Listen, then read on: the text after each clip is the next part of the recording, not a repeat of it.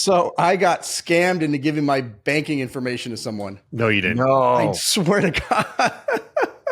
Dude. They texted us with that fraud alert. Hey, somebody's trying to charge, $400 to Delta, whatever. She asked for, hey, we need to reset your password or something like that.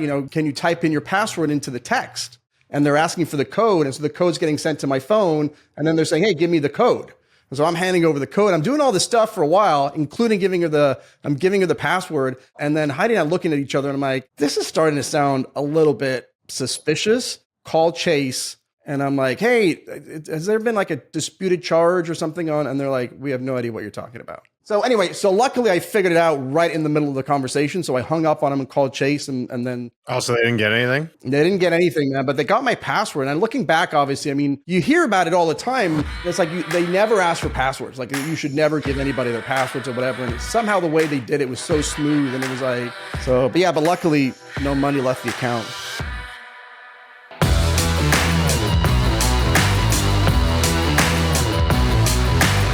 Welcome to Drunk Real Estate.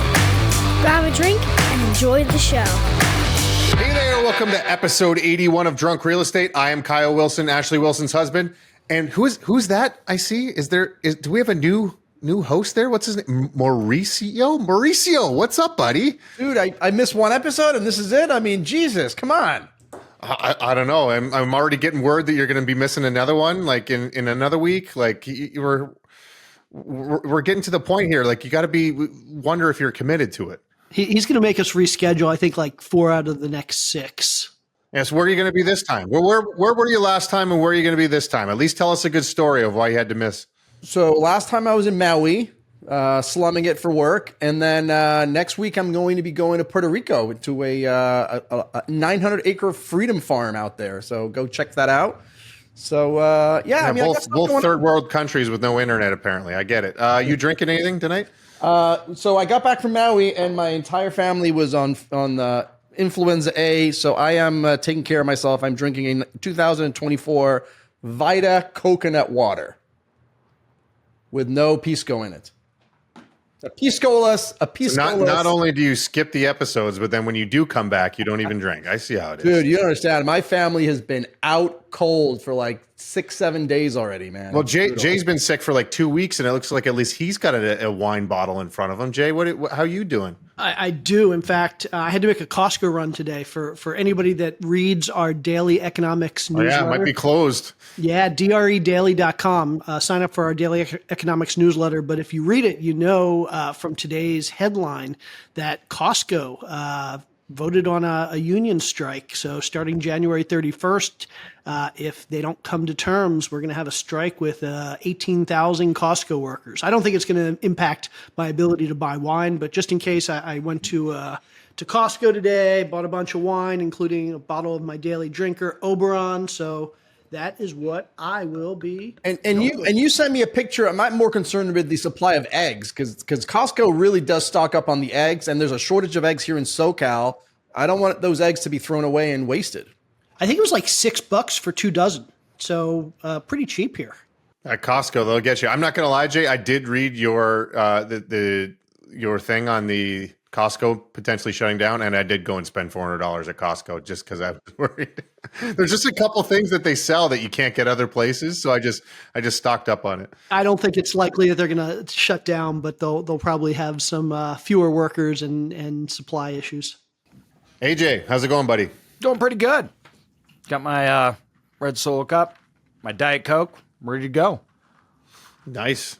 I love how AJ, by the way, was going to go environmentally friendly with his cups, and that lasted like 3 days, and now he's back to his Solo cups. You know what? It's because I disappointed you, and I told him, I'm like, screw the Wells. I'm never going to disappoint Mauricio again. And so, sorry, Wells, but it's over. Do you want to know the truth? I think because the whole office was going to start using reusable cups, because if those who don't know, I work in the same office as AJ. So we're all going to start using reusable cups instead of the Solo cups. But I don't think anyone was washing their dishes. I think everyone was just leaving them in the sink. So I think that's why they went back to having Solo cups. Yeah. What kind of outfit are you running out there, AJ? I know. It's out of control up here. Can't you just appoint one of your 37 assistants to just, do the dishes? I think that's me. All right. Well, we got a lot to get into, so let's get into this. First, should we talk about Donald Trump? I feel like it's been a while since we talked about Donald Trump. He's not really been in the news much, so maybe we should talk about him. January 20th marked the dawn of Donald Trump's second reign, and while most people are talking about all the meme-worthy moments during the inauguration, even more interesting, at least to us, were all the day one executive orders that were signed. So, AJ, why don't you give us a rundown at what was signed, what their effects will be, and maybe a little bit later we can even look at what wasn't signed. Yeah, it's broken up into two parts. This is how I kind of look. If you break up the executive orders, there's new ones, and then a huge portion of them were simply resending either Biden's or putting into place executive orders that he already had. And so a lot of the executive orders were really just that. They were just rolled back to prior policies.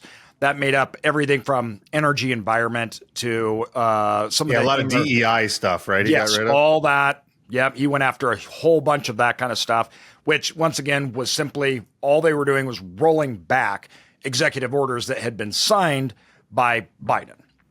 And so that was a major, major portion of the executive orders.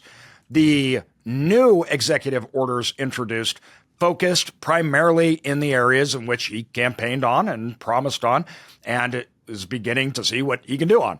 So I think some of them will be challenged, obviously. I think one, actually, he'll lose. But we go into immigration, the construction of the border wall. We're starting that back up now after we just sold off how much of it for pennies on the dollar. We're going to go back and buy it.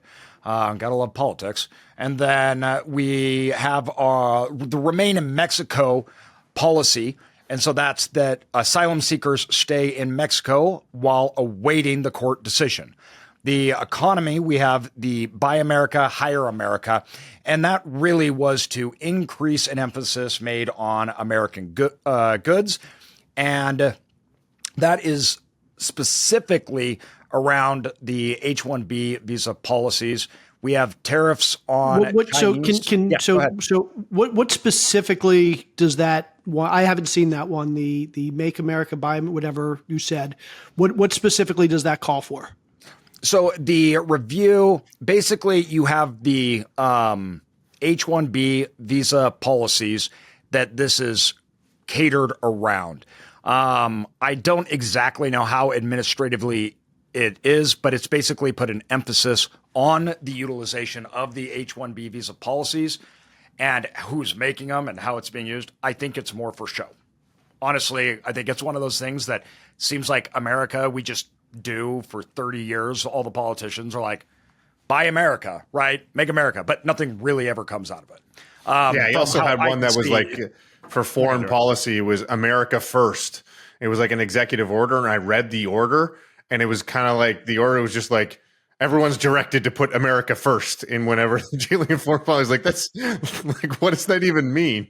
Yeah, and that's it was funny because the one I was thinking was there was one about getting the cost of living down, and it was basically in order for all of the departments to figure out how to get the cost of living down, as if like, okay, let's flip that switch, flip the cost of living switch. And so there were certainly some executive orders here that actually had teeth and implemented policy, but it just felt like so many of these were performative and simply there to create I don't know, Jay. There was one executive order that I thought was pretty significant where he was directing that flags had to be flown at full height on Inauguration Day. So that I feel like that was a real important one that he put through. To this point, though, one of my favorite, I was going to use it, but one of my favorite quotes I saw of the whole thing on executive orders was somebody saying something to the effect of these executive orders are essentially press releases on really nice stationery. Yeah, exactly. That's exactly right. That's how, like, and all the Biden's ones too, he just went back and rolled, and it doesn't matter if they were there or rolled back. Like, they really didn't do anything. And that's not true for all of them. I mean, I sort of think of these as, I think I put them down in like three different categories. One, are the ones that are press releases with just nicer stationery that just are symbolic or whatever, don't really matter. The ones that really have teeth are the ones that overturn, to your point, AJ, if they that's what happens, right? The nasty, the bad thing about executive orders is that they can be overturned by the next administration comes in with executive orders. So if you don't go through the proper channels of going through Congress and getting a statute passed, they can just easily be unwound. But those actually, technically, from a legal standpoint, an executive order is really the only way that you can officially overturn an executive order is through that executive order. And then there's the ones that have a little bit more teeth into them. Like, for example, I think we pulled out of the Paris Accord. I mean, that obviously has some. Okay, can we go back? I don't know if you guys watched the inauguration, but like, it's kind of one of the only times that an incoming president can literally stare at the front row of the outgoing president and just shit on him about how badly he did. Like, he was literally like staring into the crowd, and you could see Biden sitting up front just listing every single thing that he did. I'm going to undo this. I'm going to undo this. They did such a bad job at this. They did such a bad job at this. They keep cutting to Biden just sitting there next to Kamala too. I thought it was an interesting dynamic. Yeah. And he did a lot of that in the rollbacks, but especially it was interesting when you mentioned the climate pulling out of the Paris climate accord. That one got huge support and cheers. And I think there's a few reasons for it, which this actually, I think, is probably key to understanding Trump and his method. Because how he does things is very unique, where a lot of people talk policy, they do the politics side. Trump basically comes in with a bat and starts bashing things and says, you see that thing over there? That's next. So are you going to do it or not? Do it or not? Why he's breaking things, right? And it's very effective. Like, it works really, really, really well. Countries get in line. They do things. Well, he pulled out a WHO too, right? World Health Organization. Yes. Yeah. I kind of forgotten about that. Like, he said before, like, with obviously with everything that went down with COVID, and he was bashing the World Health Organization back then, and I kind of forgot about that. We were out. He pulled us out, and that actually, I'm all about that. Like, this should have been done a long time ago. So I actually put some data together here. Can you guys see this? Yep. Okay. Yep. So when you're looking at who contributes and how, you have the total amount. The United States is over 100 million, China's 57, Brazil's 41, Russia's 29, Italy's 20, and France is 19. But when you put it as far as the population that's being represented, the United States not only pays more, they pay astronomical amounts more than these other countries do. And this is how Trump also works with things like tariffs, for example, where he goes, this is uneven, and so I'm going to break it until we make it even. Like, it's not like, let's go into talks. And we're not doing it. And he just walks away from the table. And this is a common tactic in negotiations. Basically, he's saying, it's not fair. I don't participate until it is. And I'll come back to the table when it is, or when we're going to do it. And it also makes me like that tactic also makes me think, because it was just as telling what wasn't in the day one. And I noticed that tariffs weren't in there, right? The tariffs have been all the talk. Everyone's talking about tariffs, but that wasn't one of the things he did day one. And that makes me think, to your point, AJ, that he just came in swinging in day one, and then has these proposed tariffs on these other countries, and kind of was just like, I'm serious. Like, we're going to, like, if you're not going to negotiate with me on these tariffs and doing a new deal, like, look what I'm going to do. I think just the opposite. It says that he's not serious. Because if he were serious, you put in tariffs and you force countries or other countries to come to the table. Basically, what he said was, I'm going to put in tariffs day one. He shows up day one. He goes, well, now I'm going to put in tariffs on February 1st. Anybody want to bet if we actually see tariffs February 1st? Yeah, but it's still, I feel like, pretty good warning shot, though. Like, he did do quite a bit. He did tons. I mean, you're talking about he took out from who these other things over $1 billion that the United States is funding these things day one. I mean, these are huge sweeping changes that impact the globe massively. I was simply talking about tariffs. Oh, yeah. I think so. Tariffs, because the other ones that He said in it, he mentioned a 25% increase. Canada to Mexico. Yes, that's right. Yeah. What I find interesting was the threat was if Canada and Mexico don't come to the table and renegotiate the horrible trade agreement that we have in place with them, then he's going to put in place 25% tariffs. Does anybody want to mention that horrible trade agreement was the one he negotiated back in 2018? I mean, if it's that bad of an agreement, why did he negotiate it? I just think it sends a bad message to the world that, hey, we're going to negotiate agreements. And then the exact same president that negotiated that agreement, we're not even going to blame it on another president who did a bad job. We're just going to decide unilaterally, we don't like that agreement anymore. And now we want you to come back to the table. And we're going to threaten you if you don't. And that just, I don't know, that doesn't do it for me. Don't know any other president that doesn't do that. Who did? Okay, well, the previous agreement was NAFTA. Was NAFTA ever renegotiated by any president? Well, not that one, but I'm saying that's literally how countries do it. They threaten everything else. The difference between Trump is Trump just does it everywhere. So I mean, give me an example of another country that negotiated an agreement and then came back before that agreement expired and said, "I demand a renegotiation because I don't like the agreement I negotiated." How long was that? How long was NAFTA? Like when you say before it expired, when was it set to expire? I don't know that. During Biden's term, like it was sometime in the last couple of years. So, like, what agreements did we retrade? What agreements has any country retraded? I mean, do you think we would accept that as? I'm sure America does it all the time. Okay, let's start back with every other country. The Native Americans. We can go back to France. We can go back to Mexico twice. We could go back to. I'm listening. Let's go back. So give me an example. Every single treaty we've ever made with any Indian nation. Name one. The treaties with the Native Americans? Yeah, what treaty did we negotiate and then decide we didn't like it? And then, I mean, is there a way we don't have to go back 300 years? Can we find something in the last 50 years? Jay, you're putting him on the spot right now, but I see what he's saying. Like I'm sure it happens all the time with like anytime we have a shift in power between parties, they're not going to be happy with agreements that they negotiate with other people, and they're going to try and renegotiate. Jay's mentioning it's the same president that made the original. That's your point, right, Jay? Right. Yeah. This wasn't a Biden negotiation that Trump is saying, hey, Biden did a bad job, I want to renegotiate. This was a Trump negotiation that Trump is saying this was a bad. It doesn't make it any like I don't know. I guess it's the same. It's kind of just because it didn't cross across party lines for who made it and who didn't doesn't make it less legitimate that he looks back on it and says, okay, that wasn't a good agreement. I guess, you know, he has the right to renegotiate it if he feels. And I think he's looking at America's position right now, and he's looking at these other countries, and he's saying, okay, like if I try to implement tariffs on Canada's economy is kind of teetering a bit. Like they would get hurt a lot more than we would.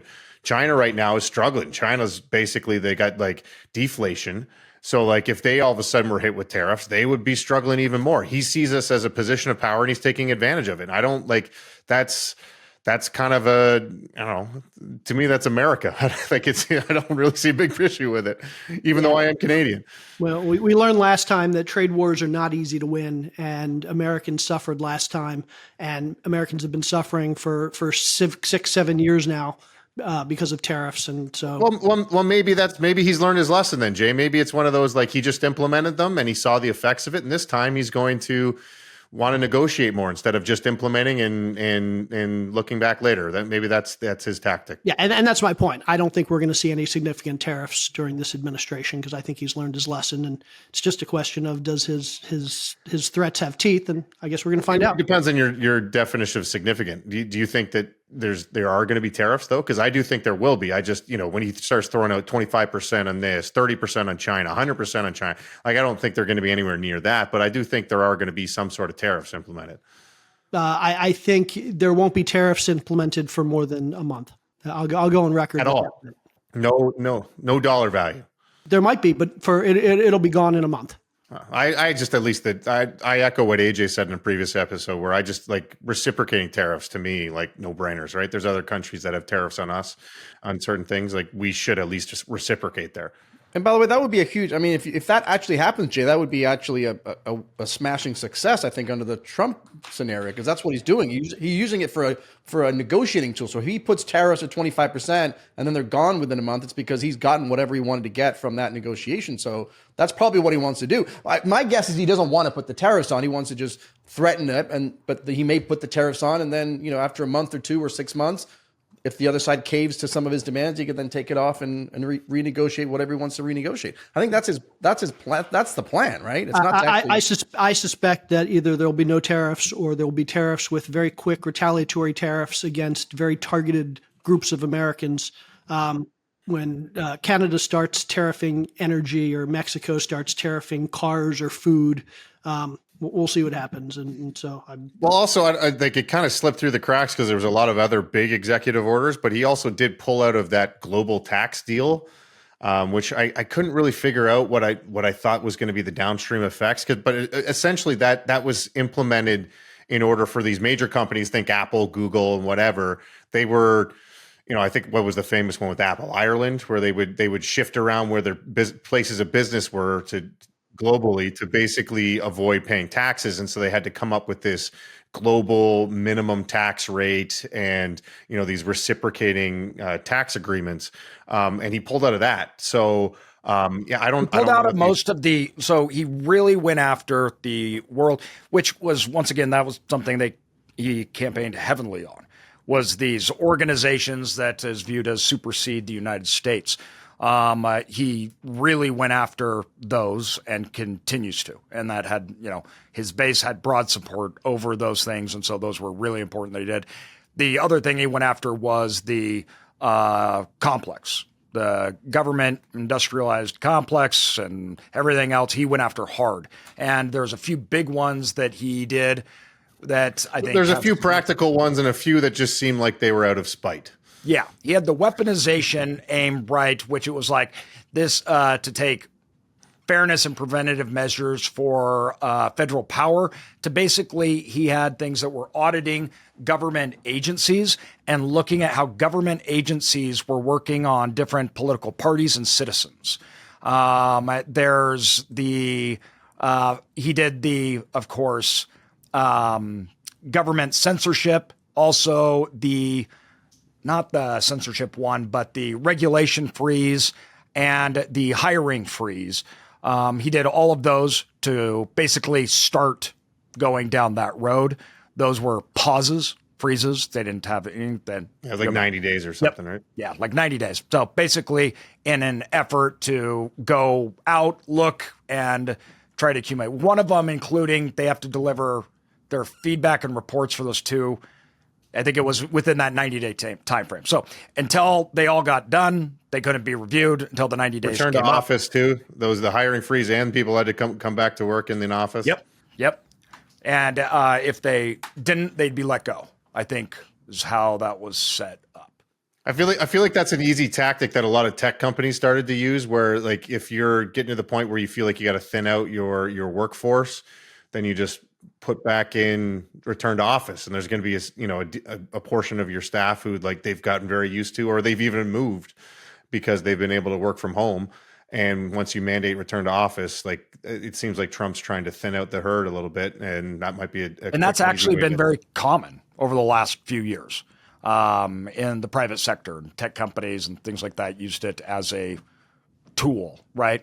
So as that, I mean, once again, those tie into kind of his themes. The next one was the immigration and his role. Well, you're forgetting about a couple of the government spite ones that he threw in there, where it was the records of political persecutions probe that he planned on doing, which there was a rumor going around now, I think, that basically, so Biden kind of snuck it under the wire, like, what was it, like hours before he was out of office, that he's pardoning like his whole family and a bunch of people who were, potentially Trump was going to go at, because then all of a sudden Trump releases this executive order that he was going to probe it. He was going to go in and he was going to like look for all these people.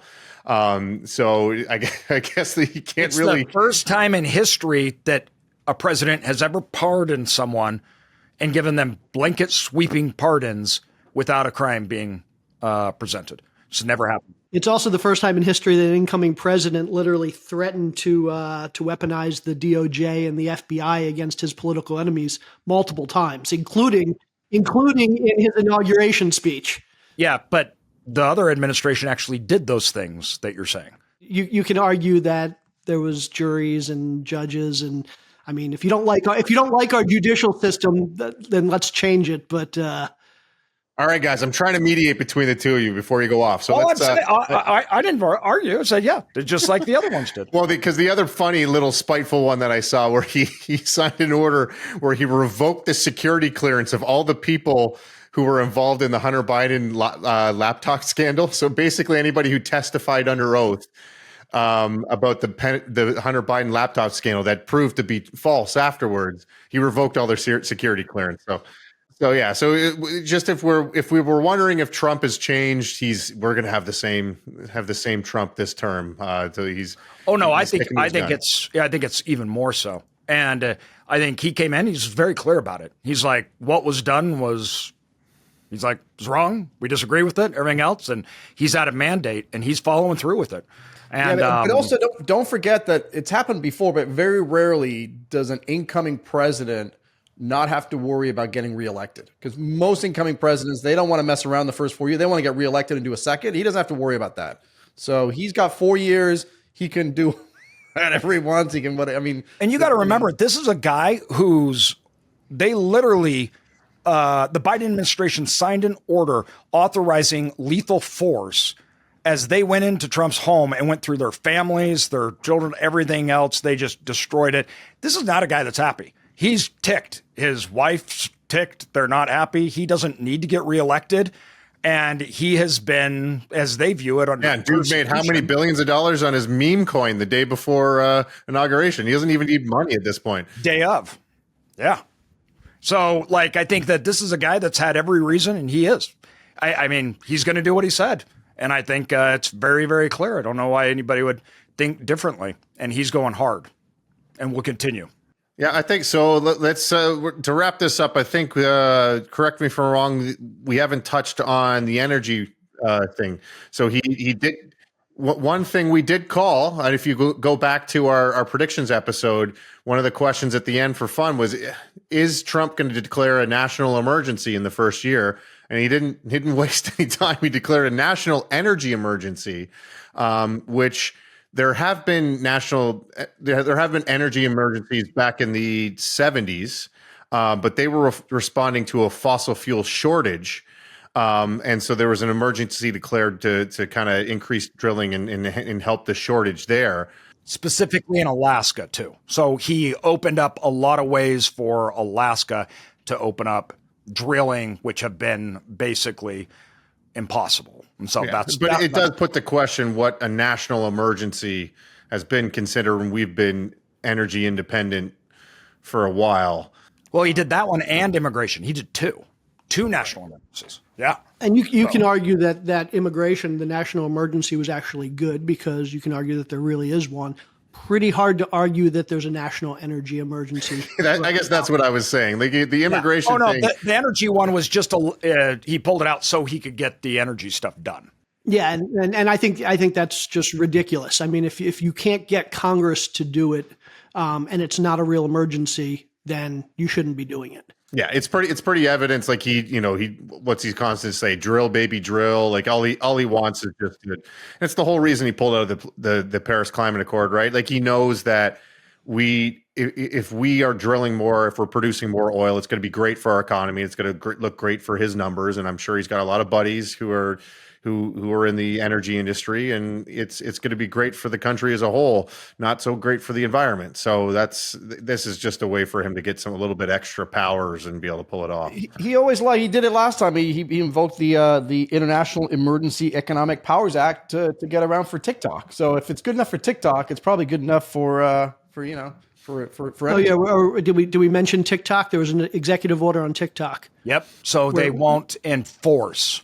Well, so before we move on to TikTok, do we want to wrap up anything else? You AJ, you and Jay done, or you have a... As of right now, they're looking at it. Every president has declared national emergencies to get certain orders done. Obama did it for the executive order, whatever it is, 366, in relations to Libya because of civil unrest, which allowed them to intervene. He also did it for cybersecurity.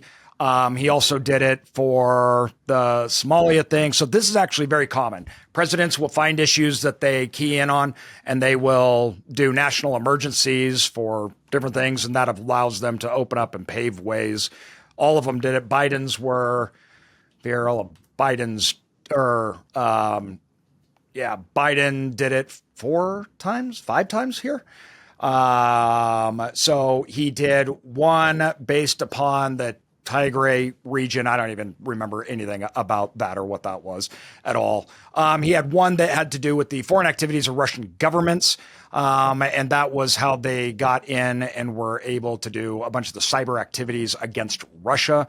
They also did one on foreign policy. He did 2 on Burma, I think it was, whatnot. And that opens up. This is fascinating because a lot of people think a national emergency only affects like that targeted area or what they're doing. But actually, depending on where the national emergency is, it gives broad sweeping powers. And it's a way for them to bypass all sorts of things. It's bullshit. It was bullshit when Obama did it. It was bullshit when Biden did it. It's bullshit that Trump's doing it because it's basically just a way to bypass the way we make laws in this country. It uncuffs them from the entire process. Let me ask you a question. Does anybody think executive orders are simply a way of basically doing stuff when you can't get stuff done the right way? Yeah, for sure. I mean, but it's also because that's a Trump quote, by the way. Yeah, I agree. I don't want to be rash, but like I feel like it's very suiting to use this phrase in this, and it's a dick measuring competition that's going on right now. Because if you look at Trump's first term, he only signed 1 executive order on the first day and only 5 in the first week, and then first 100 days he signed 19. But then Biden steps in, and then first day he signed 9, first week he signed 22, and the first 100 days he signed 42. And it was kind of like one of Biden's things to step in, like, I'm going to undo this Trump ruined America. Well, so if that's what Biden's going to do, what do you think Trump's going to do? He's going to step in and he's going to be like, oh, you're going to pull that shit? The vast majority were rollbacks of Biden's. Almost all of them. Yeah. And that's why. And neither one of them compare to Obama. Obama used executive orders in ways that like we had never seen before. Well, so, yeah, it wasn't. He did national emergencies, but actually, executive orders. I'm just talking about at the beginning. Like he didn't start off at all with any executive orders. Well, that's not true. He had, if I'm looking at, he had 5 executive orders, but it was really Biden that ratcheted it up and was like, this is going to be a thing now. That's so funny. I was going to say that it's kind of a recent phenomenon that executive orders, but I'm looking. I just asked it to give me the ranking, and like Franklin Roosevelt issued 3,721 executive orders. Woodrow Wilson 1,800 executive orders. Calvin Coolidge 1,200. So. True. Well, speaking of executive orders, there was one executive order that was hotly anticipated by the youth in our country, especially, and that is because TikTok is back, baby. As a part of his day one moves, Trump granted TikTok a 75-day stay of execution, as they're calling it. This comes after the Supreme Court upheld the original ban on TikTok. And TikTok was actually offline briefly. And it was pretty funny because you would see all over Instagram people posting about TikTok, how it was. Just out of curiosity, what was the history of the ban on TikTok? When was that originally? Let me go through. I'm going to go through that. Don't worry, Jay. Don't jump the gun over here. Don't get all don't jump the gun on that one. Well, yeah, I was just going to wrap it up and say that this means the controversial app will continue to be in the news in the coming months because they got 75 days to figure this shit out. And I was going to call him Mauricio. Give us a rundown legally and what's the arguments?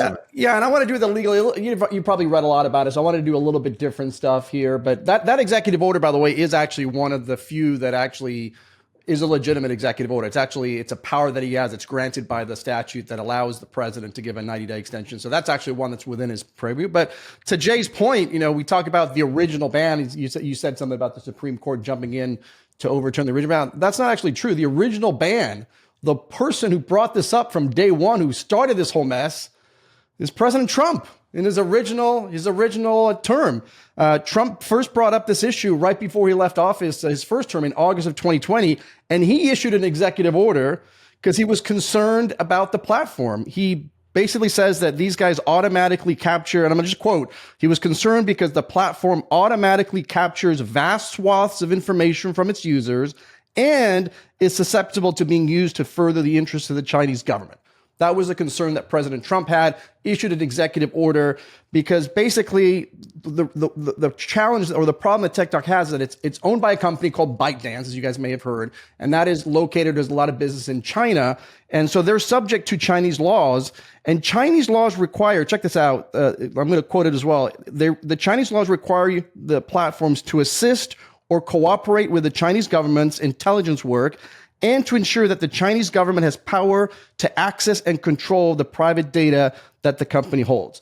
And what's fascinating is, number one, by the way, what's fascinating is the stuff that these platforms can do, but which is not, by the way, limited to TikTok. All of these platforms have access. I don't think people realize that when you're using Facebook, LinkedIn, X, whatever these. And that was their major argument in court, was like basically whenever the government would say, hey, like this is why you're getting banned, they would come back and say every other app does this. Why can't we? The difference is every other app isn't owned or controlled or influenced by an adversary. They call the adversary foreign country, but literally TikTok specifically. This was in the I go to the source, right? So I got the Supreme Court decision right here that I took the time to go through. But TikTok literally has access when you log into TikTok. And by the way, I do not have a TikTok account, so I have no idea how this thing works. I do have an account. I've never been on it. I've got people who do that, but they can access your phone number, your precise location, your internet address, your phone contacts, and any information that's in the phone contacts. So if you've got like addresses or, work or, just love letters that you put on your contacts, that's all accessible. Your calendar, your social media connections, your other social media connections, the contents of their private messages that you're using to communicate within the app. So all that information is allegedly available to the Chinese government upon request. Now, Trump, again, this going back to your executive orders thing, he actually tried to invoke his authority under the executive orders by the International Emergency Economics Powers Act. Doesn't really matter, but these are kind of just fun acts, and some National Emergency Act. And basically the federal courts just basically called BS on the executive order and basically banned or prevented President Trump from that executive order going forward. I won't get into the fact that Biden came in and undid that and did a bunch of stuff, but essentially Congress got involved because they got tired of all this stuff and the executive orders back and forth and negotiating. So Congress is, and this is the law that's actually right now at issue, Congress ended up enacting the Protecting Americans from Foreign Adversary Controlled Apps Act, the Application Acts, that basically really rolls off the tongue. Yeah, Protecting Americans from Foreign Adversary Controlled Application Acts. I don't know why I can't say adversary. It must be my third world country origins. But anyway, this basically targeted two groups of people or companies. One, kind of a general definition of companies that are subject to this law. And number two was specifically TikTok. Like TikTok is in the act, is in the law that Congress passed, basically barring it or requiring it that it had to divest. Essentially what they have to do is divest ownership so that it's no longer under the control of the Chinese government. That's what the law said. But it did give the president two very important powers, and that's why the executive order kind of comes into play. Number one, the president gets to decide whether the company has sufficiently divested itself from the foreign control. That's something the president has power to. And it also gave the president the authority to do a one-time extension of 90 days if the president made a certain certification, which I don't know if this has happened or not, but the president makes a certification to Congress that the app is in the process of diverging or is making some good faith effort to diverge. The president gets to make that call. He basically gets a 90-day extension. In the executive order that he signed yesterday or on Monday, he only used 75 of those days. So technically he's got another 15 days in his back pocket if he wants to, but that is specifically authorized in the statute. ByteDance, TikTok owner, basically sued and alleged that this federal law violated the First Amendment, that, hey, people, and there's a couple of users involved as well. Hey, I've got the right to listen. This is my First Amendment protected speech. Is that how you get a ticket to the inauguration? You have to sue the U.S. government because Didn't I see him sitting there in the second row? That's right. Yes, I forget the name, but he's yes, the president of ByteDance, or the chairman of ByteDance, was I think front row center. I think he spent some time at Mar-a-Lago too the last few weeks leading up to the thing. So anyway, long story short, the government comes back and say, hey, there was a national security justification, national security concern, and essentially the Supreme Court last week, or literally, I think it was on Friday, upheld the lower court's decision that this law was in fact constitutional. It does not violate the First Amendment, specifically because the law doesn't actually attack or address the content specifically. There's laws that attack the content. Like, you can't do that. Like, if you pass a law that prohibits certain types of speech, generally speaking, there's a presumption that it violates the Constitution because it violates the First Amendment. But this particular law didn't care what was said on the content itself. It was literally based on the ownership and the concern that the government has for national security concerns. And the Supreme Court agreed. And so basically they had until January 19th, which was the 270 days since the law passed. That was their deadline. And the president did have the power to do the extension. So it doesn't mean that President Biden can change the law. Again, he doesn't have the power to. The laws are made by Congress. Congress has made the law. He can't overturn the law. But what he can do is he can give that 90-day extension to try and negotiate that there's some sort of divergence of ownership. But he does have some leeway where, as long as he believes that the divergence is sufficient enough to divest the foreign control, because that's the part that's key here, is does China have the ability to force or basically force the company to turn over data? TikTok, interestingly enough, is a California corporation. I don't know if you guys know that, but TikTok is a California company, but it's owned by ByteDance, and all of the algorithms and all of the servers and all this stuff is located in mainland China. So that's why it's under the control of China. But they're trying to make some moves. Well, Trump said 51%, right? He said it has to be majority owned by U.S. investors and 51%. Right. Now, because theoretically, I guess in that case, if the Chinese government comes over and says, hey, we want the data, the board of directors has to vote on that, and they're going to vote, the U.S. will have control of the interest. I don't know how I don't know how it's going to work. I mean, even if it's 51%, 49%, I mean, you're still doing business in China. So, I don't know.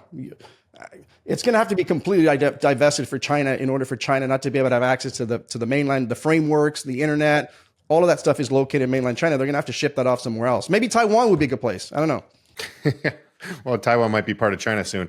But I guess my question is that, what do we think is the actual goal here? Because I feel like they've talked about a lot of different things, national security. They've talked about and it's kind of all getting mixed in together. But what do we think that the actual goal is here? Because is the worry that China will just influence our media, because that's been brought up, where they can shift these algorithms to show our US users the news that they want us to see. There's also just security risks of, okay, what do they have access to? What could they possibly access if they become an adversary to us? And then there's just the idea that maybe some people are just being opportunistic here, because obviously TikTok's worth a lot of money. And you're going to get it. Whoever steps in and buys this controlling interest of TikTok is going to it's going to get it at a discount, and they're going to get a good deal on this. And so that's obviously the other rumor that's going around, that basically the reason Trump is flip-flopped on this is because he's a businessman, right? Like, someone's going to get rich off of this, and it might as well be someone that we know and can control and we can, direct money to. So what do we actually think is going on here, as far as, why we're taking all these steps? Well, I will comment real quick, and again, I don't know if this is the reason why, certainly not the reason why the law was passed, but the reason for Trump specifically, I don't think it's a far-fetched statement to say that he came out against it in 2020. Since then, he's become very, very popular on the platform. I don't know how many millions of users he has, but it's definitely a means that he has to reach the folks. And so now that he's popular on the platform, I just think he wants to keep the platform. I don't think he necessarily cares about the money part, but certainly other people are going to be going in there. No, they were literally concerned about China being able to track federal employees and people from the government because you can track location. You've got sensitive information. Like, again, I could be friends with a federal contractor, put some notes in my contacts about, whatever. And that's going to I can put passwords in my contacts and they would have access to all that stuff. So back in like 2022 or something, didn't they already ban all government employees from having the app on their phone? And there was a couple other companies, like banking companies, I think, banned their employees from having it on their phone. Yeah, but the concern, which is the crazy part, is like I could not. Well, if I'm on TikTok and you're not, but I have my contacts, and Kyle Wilson is a contact in my phone, in my iPhone, not a contact in the app. You're a contact in my phone, and I have some sensitive information between me and you, Kyle, on my contacts note section or whatever, or even on my notepad. Like, I've got some data in there. They're going to have access to that. They have access to your phone, not just the app. Well, I think it was pretty telling that they put together a group of senators to research this, and then U.S. national security officials had that like closed door meeting, and then all of a sudden, after the closed door meeting ended, like basically all of these senators all voted, both sides, red, Republican, Democrat, all of them voted to ban it, which made you think like, what did they say in this meeting? Like, what was the security risks? And there were some senators saying, well, we should release some of this to the public. The public should know. And then it never really got released. But that, like, how often do Democrats and Republicans agree these days? And they basically all agreed that this should be banned. And like, I just look at this, and, Mauricio told a story earlier about how easily people can get your banking information and stuff. And like, you could get these phishing scams all the time with like links you click on, and they could take over your whole phone, take over your whole computer. And like, if China has this kind of control of these apps, like all it takes is one little back door into something. And I know it would be kind of unprecedented, but like China very well could be an adversary at some point, and having that kind of access I'd say they to already that many are. people. Yeah, they're already officially named as an adversary. They're officially labeled that. Yes. So this isn't like we're talking about Europe, right? This is, and two, which is funny also, I bet you if it was Russia, nobody would have a problem with it. The thing about, too, that was interesting, I think, though, that why these things are really good and I hope that this comes about, too, because what they're trying to do is force action, obviously, that they want.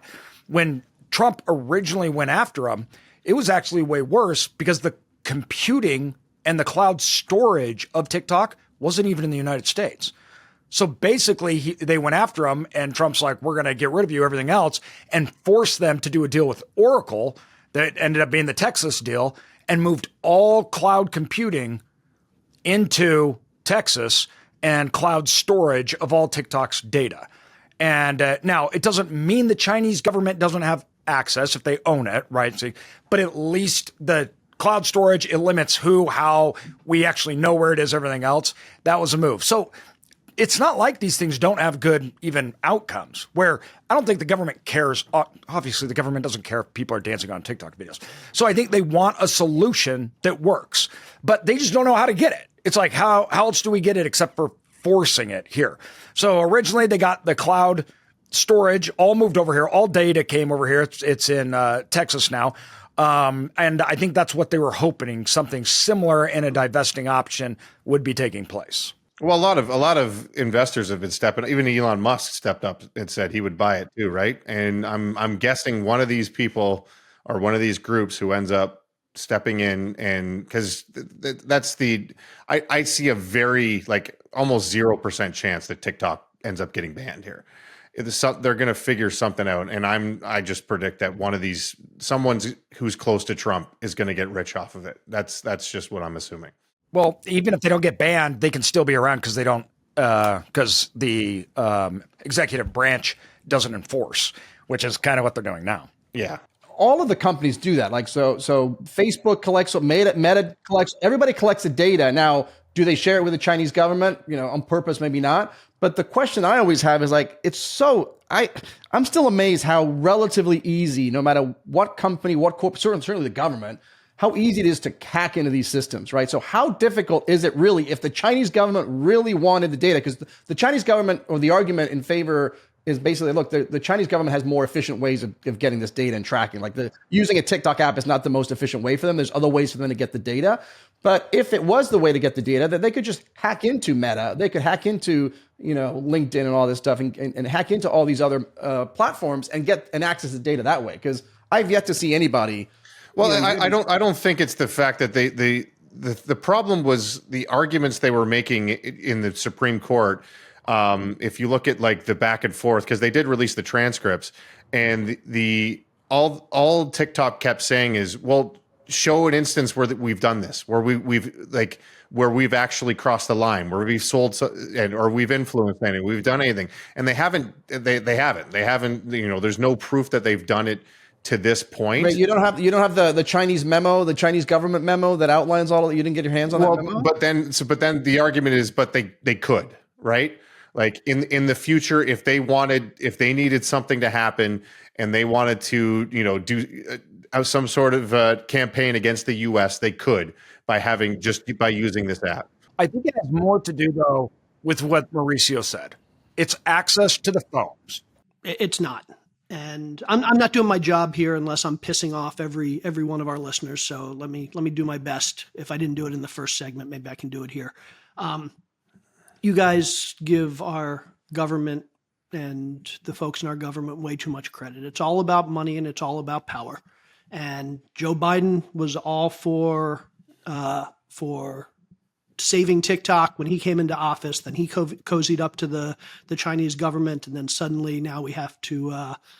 He was cozied up when he came into office. We had to save it, and then by the time he was done in office, he got enough flack that suddenly he changed his mind, and now we have to get rid of TikTok.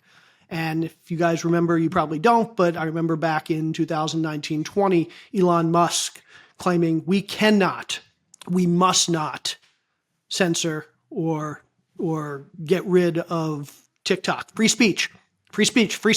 Elon Musk, free speech. Now suddenly he owns Twitter. And we got to be careful. Maybe we should consider getting rid of them. Suddenly it's not about free speech. It's him protecting his $40 billion investment in Twitter. And Donald Trump, he was the original one to say, hey, let's get rid of TikTok. And now suddenly he's cozied up to the Chinese government and a lot of Chinese billionaires. And suddenly he now thinks we should save it. It's not about the data. It's not about the platform. It's about the algorithm. TikTok has the single best social media algorithm on the planet, and everybody acknowledges it, everybody knows it. And whoever controls that algorithm very likely controls a significant portion of the mind share in this country. And if you want to know why Trump won the last election, a large part of it was because Elon Musk bought Twitter and used that to basically convince a decent size portion of kids in this country that he was the best choice. And whoever controlled... Kids are on Twitter? Just a few. But there are more of them on TikTok. And if somebody can control the TikTok algorithm, it's very possible that they can convince a much bigger swath of U.S. citizens to do what they want, whether it's to vote for the left, to vote for the right, to vote for a third party, whatever it is. And so the value in TikTok is that algorithm. And what everybody's realized, Donald Trump has been saying save Twitter. What he's realized over the last couple days, though, is that a 50% divestiture might give somebody some financial control of TikTok, but China will never, unless they are forced to 100% divest of TikTok, they will never give up control of that algorithm. What did Trump say today about TikTok? Anybody hear the latest news?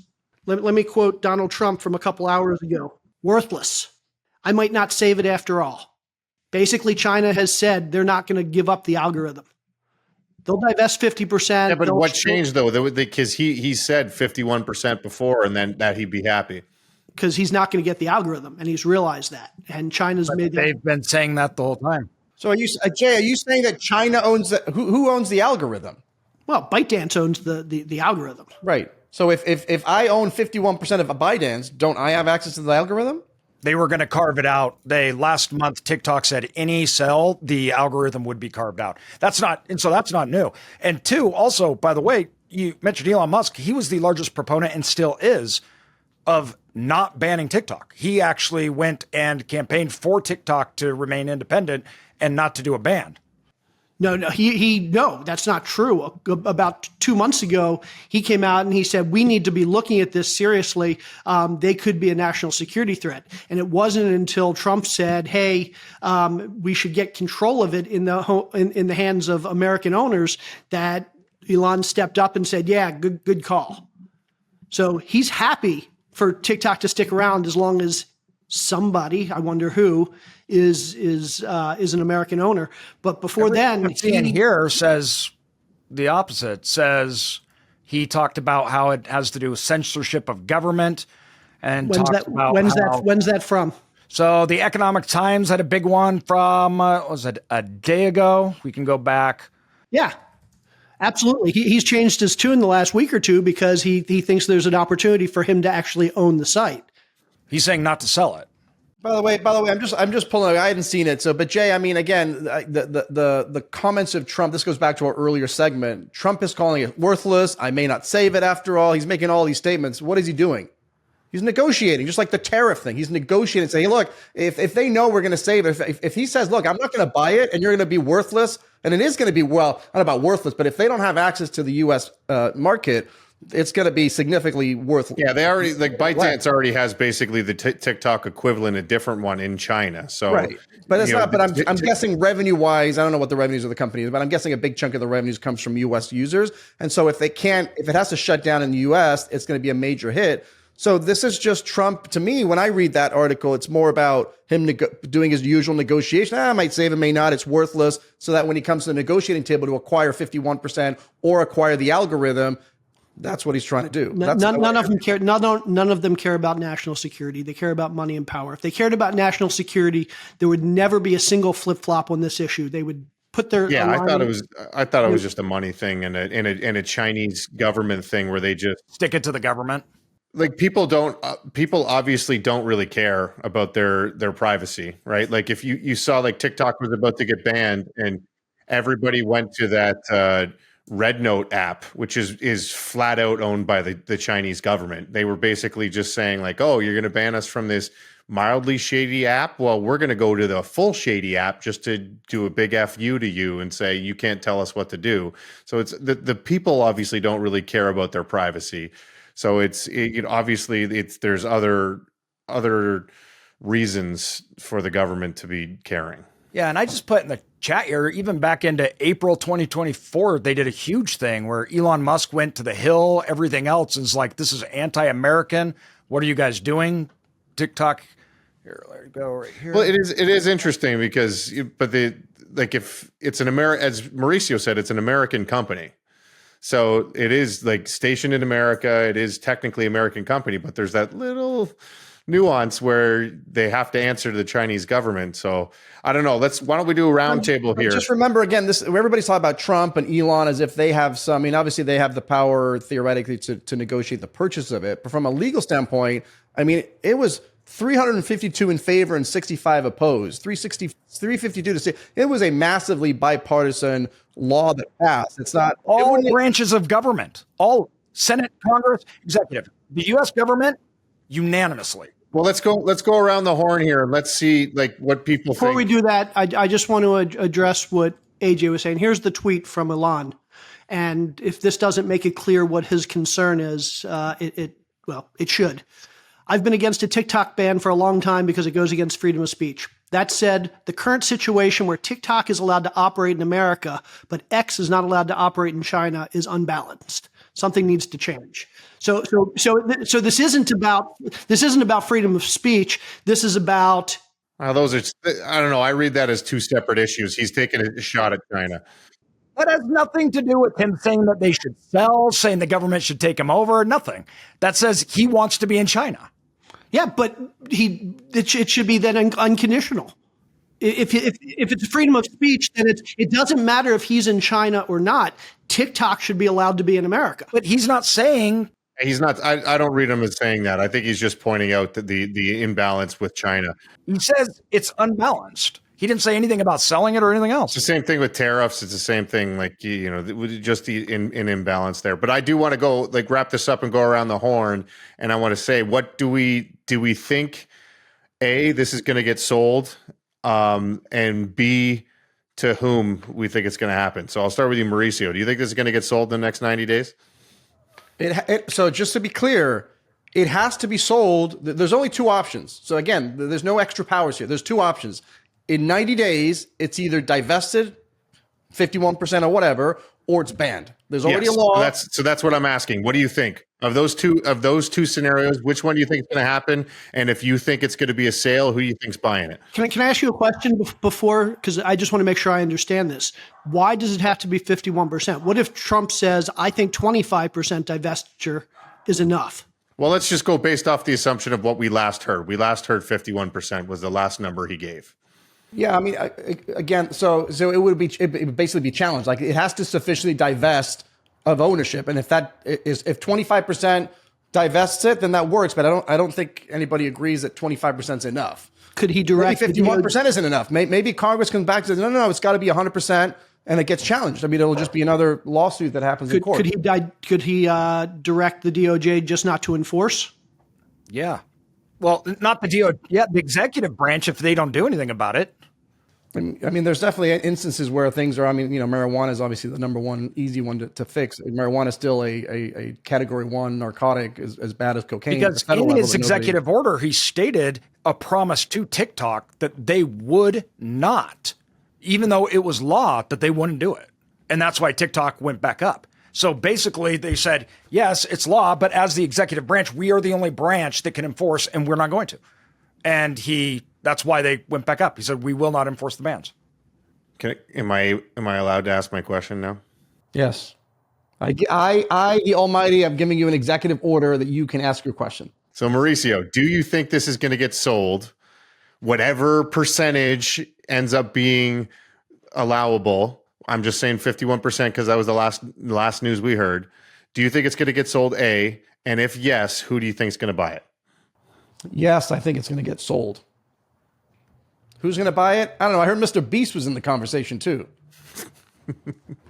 So I have no idea who's going to buy it. X has the other issue with Elon Musk. You've got, antitrust issues too. I don't know if that really applies in this case, but at some point you don't want one person owning all of the social media platforms either. So that might be. I think it would bypass that too, though, because we've seen cases like that with the Silicon Valley Bank, where large groups were able to come in and swoop in all of Silicon Valley Bank's assets without having to deal with any monopoly issues or any those things. So I think that they could probably bypass that. Yeah. I mean, so the next question, I think the other question, and I know you want to go around the horn, but the next question would be, if it's sold and it's not 100%, will it get challenged? That if that really is enough and is following the congressional mandate, does that divest? Is that really sufficient divestment? That's the other question. AJ, what do you think is going to happen? I don't think so. I don't think it will sell the algorithm or a majority of it. Do you think they're just going to get banned? No, I think there will be an alternative compromise made. I don't know that I really understand what it is or anything else, but I do believe. Well, yeah, if you look at the transcripts from the Supreme Court thing, they did bring up quite a few, could we potentially just put in a ban on them selling data, or could we put in they brought up, is there kind of a compromise option? So that is an interesting. I think some other door will be open because I think neither one will budge. Jay, what do you think? I think someone in the Trump cabinet will get even richer off of this. That was I don't know about cabinet, but that was my thought that this was an opportunistic play. Doge is not part of the cabinet. Well, I just saw it as an opportunistic play. This is a great business opportunity, and Trump's a businessman, so that's. He had Biden in his pocket too. These guys are good. Trump and Biden over there, let's do it. Let's get them. No, I just think the fact that Trump flip-flopped, the only reason I could see is if it benefits him, right? So, all right. Any final thoughts? I want to hear Mauricio. My final thoughts are, I just thought of this idea, but my final thoughts are, I wonder how tariffs against China, TikTok, if there'd be some kind of negotiation in the background that connects all of these things. Hey, if you allow the sale to happen. I will reduce the tariffs, and I would One do big beautiful, as he said, what did he say with the other one? The big beautiful bill. This is all one big beautiful negotiation with China for him. Who knows? Maybe it's a good thought. All right, you ready for top 10, Mauricio? I'm gonna let you this one. I'm gonna give you an executive order and allow you to do this one without a complaint. Okay, well, it's just all I wanted to put in perspective TikTok's influence. So I thought I would just do the list of the top social platforms by active users. And so DRE Daily is DRE Daily on this list? Actually, so it didn't make the top 20. I think you got to go like top 25 in order to get to the DRE Daily. And it's monthly active users. So we haven't been around for that many months. So it's the monthly active users. We got to get those numbers up. And so number one, no surprise, Facebook has 3 billion monthly active users. It was launched in 2024, owned by Meta Platforms. Number two, YouTube with 2.5 billion. Number three is WhatsApp, is actually because they have social integration now, that they're considered a social platform. So they have 2 billion active users. I assume there's a lot of crossover with Facebook though. And then Instagram is 2 billion. So if you look at the top ones between Instagram, WhatsApp, Facebook, Meta Platforms is crushing it. And then right after that is TikTok. So TikTok is 1.5 billion monthly active users. So we're not talking about just a little company that's making a splash. They're actually in the top 5. And then it gets we get outside of the US. So that's when China steps in with WeChat. I had to look up WeChat because I thought maybe it's just like a same thing as WhatsApp, but WeChat's actually like an all-encompassing everything. You could send money, it's a social thing, you post kind of like Twitter. It's China's like do everything all in one. And so they have 1.3 billion active users. And then some other ones of note, Telegram is a UAE 950, LinkedIn, which is Microsoft, 930 million. Snapchat is down to 800 million. I remember Snapchat was supposed to be the number one up and comer. They've slipped a little bit. And then another ByteDance is at number 10 is Douyin, 750 million users. So ByteDance knows what they're doing apparently. And just some other ones of note. Got to drop down to like 16 is Reddit, 500 million, Pinterest, 500 million, Quora, 400 million, Skype, 300 million. Kyle, a prediction for a late prediction show. A year from now, where will Vine be on that list? Why wasn't Elon who's going to try and bring it back? Well, if we go down here, let me see if I can find a similar thing.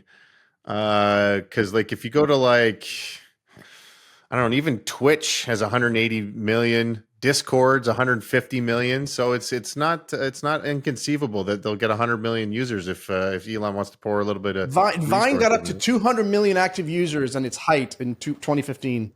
Well, so for reference, X, which is X Corp or Twitter, they have 600 million right now. So they don't crack the top 10 anymore, but they're pretty close. Number 12. Well, they had to cut half their staff. So. All right, Jay, you want to do some hypothetical situations? Let's do it. Did you want to add any of this? Last time you added like 10, and I don't see any new ones. Yeah, because you shit all over them, so I'm not doing it anymore. If you want to apologize and on the air ask me to continue doing it, I will start doing it again. Well, I did go to your website that you get them from in order to pull these ones. So I'm sorry, Jay. You have a good website that you pull from. Some of these are pretty good. All right. I thought this was a funny one. Jay, you're so grumpy.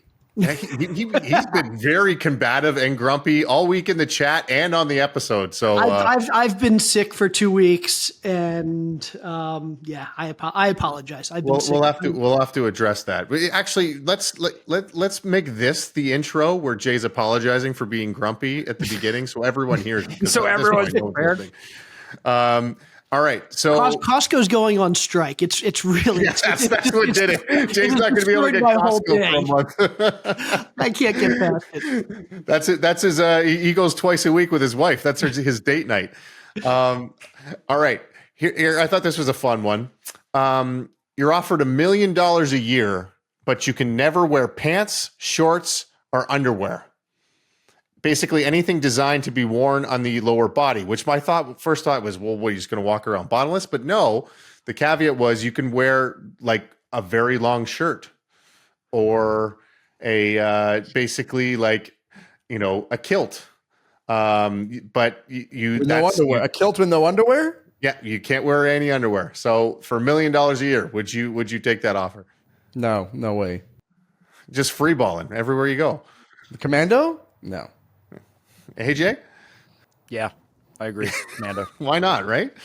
Free $1 million just to walk around. Jay, what do you think? Nah, it's and this coming from the guy that wears shorts and flip flops everywhere. I can't. So it's considering I work out at home. I don't have to worry about that. So it would just, and I don't go in public that often. I feel like I could pull it off. I feel like you would never be able to take your shirt off. Yeah, that's true. In public, yeah, I would have to only frequent nude beaches. You're right. That's a good point. Yeah. Oh, maybe I'll rethink about it. Well, what about would you take $10,000? So if you were paid $10,000 for every day you spend inside consecutively, you can't leave your apartment. That sounds like a Mr. Beast episode. Like $10,000 for every day consecutively you stay in your house. In my house? Oh, I would stay a long time. Like, wait. When you say house, meaning inside, or can I go to my backyard? Can I? Nope. You got to stay in your house. You cannot go outside. Can I open windows? You can open a window, yes, but you have to be inside your house. How many days would you spend in your house?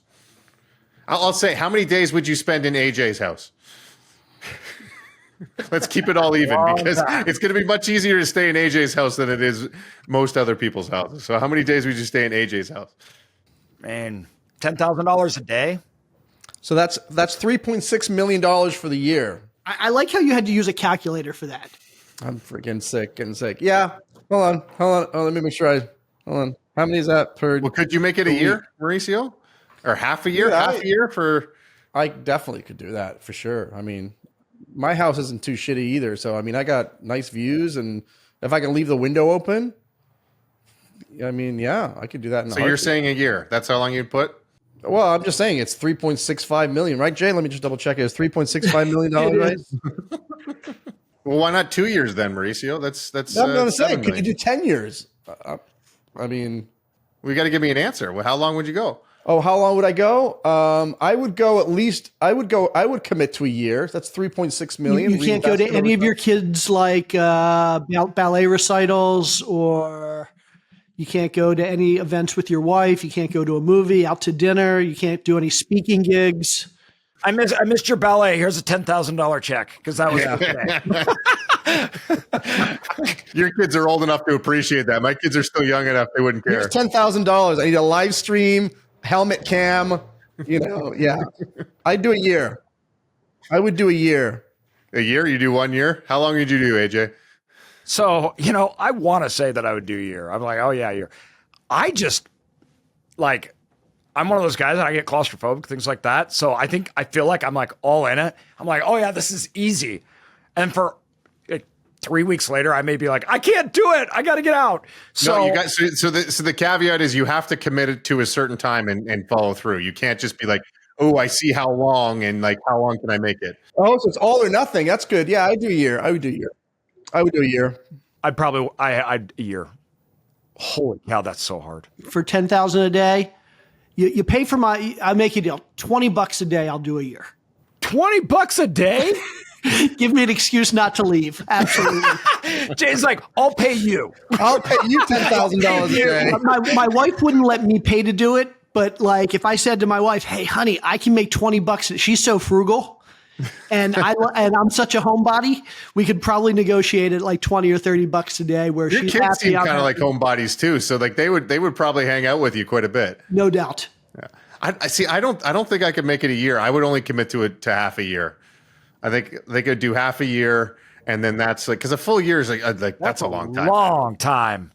Like I've gone through like back surgery, knee surgery, where you're like cooped up in your house for like That's a couple giving me months, anxiety thinking about and it. you go nuts being cooped Yeah, up but in your that's house. because you can't do anything though. Like you could work out at home, you could go run around, you could do all kinds of stuff at home. Kyle's going to look at his watch and go, okay, it's Tuesday.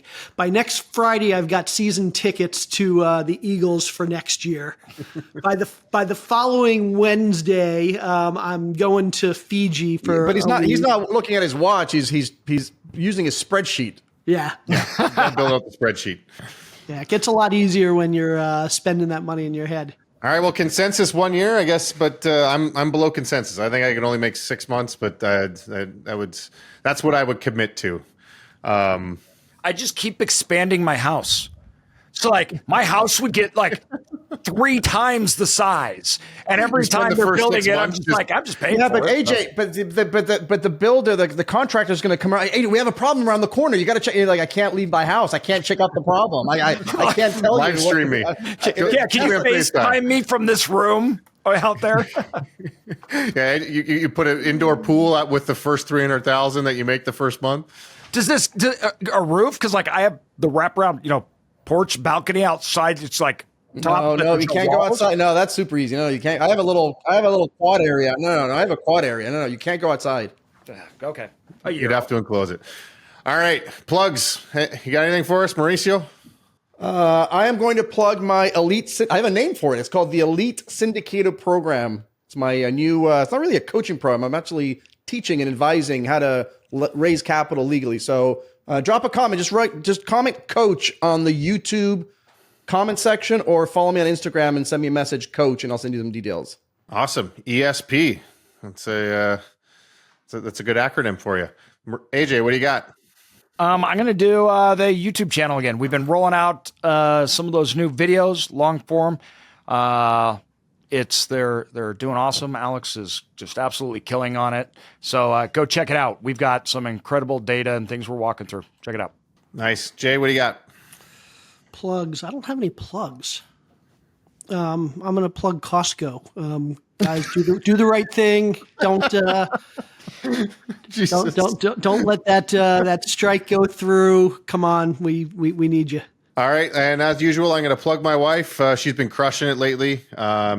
We had a great start to the new year. So go check her on Instagram, Badass Investor, YouTube at Badass Investor.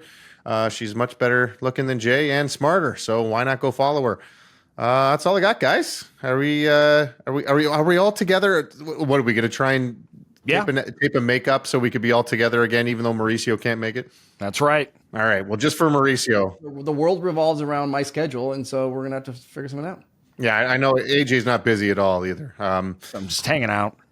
That's all I got. So I guess since we're doing it Thursday, it still works then. So I will see you next Thursday.